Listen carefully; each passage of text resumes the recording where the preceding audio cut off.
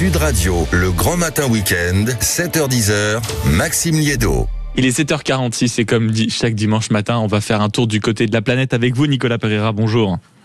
Bonjour Maxime. Merci beaucoup d'être avec nous ce matin. Le rendez-vous hebdomadaire, comme d'habitude, où on va évoquer avec vous les solutions concrètes qui participent à la transition écologique. Et ce matin, vous allez nous parler d'eau et notamment du risque de manquer d'eau et de sécheresse. Commençons, comme d'habitude, par faire un tour des enjeux en ce qui concerne le manque d'eau en France. Alors ce matin, effectivement, on parle d'eau, de cette ressource que l'on croit abondante, inépuisable, évidente, jusqu'au jour où elle manque. Et au printemps 2025, par exemple, le BRGM, Bureau de recherche géologique et minière, nous disait que 75% des nappes phréatiques françaises étaient en baisse. La période de vidange avait débuté plus tôt, dès février, sur la plupart des nappes réactives. Ce sont celles qui alimentent nos rivières, nos puits, nos robinets. Et dans le Roussillon, certaines zones risquent un état de sécheresse chronique d'ici quelques années. Alors même si cette année la situation hydrique s'est améliorée, que le risque s'est éloigné à long terme, il faut tout de même s'y préparer. Et voilà le chiffre qui fait vraiment mal. Chaque année en France, près d'1 milliard de mètres cubes d'eau potable sont perdus sur les réseaux de distribution. 1 milliard de mètres cubes, concrètement, pour 150 litres d'eau quotidiennement consommée en France. Plus de 37 disparaissent dans la nature à cause des fuites sur les canalisations. C'est 1 litre sur 5 pompé, traité, purifié et qui est perdu avant d'arriver à nos robinets.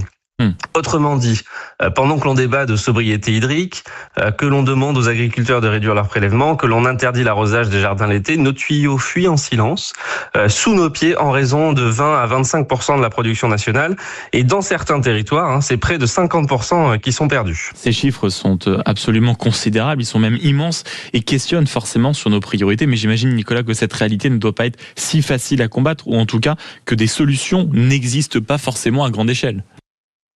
Et oui, parce qu'on peut se demander légitimement pourquoi est-ce qu'on laisse ces fuites. Et en fait, c'est simplement que c'est très coûteux de trouver ces fuites, donc les traiter n'est pas une priorité. Mais en 2019, l'entreprise Liquimity a mis au point une technologie aussi simple dans son principe qu'elle est redoutablement efficace dans ses résultats. L'idée, c'est d'utiliser l'intelligence artificielle, la fameuse, pour savoir, avant même d'envoyer une équipe sur le terrain, exactement où se trouvent les fuites dans un réseau d'eau.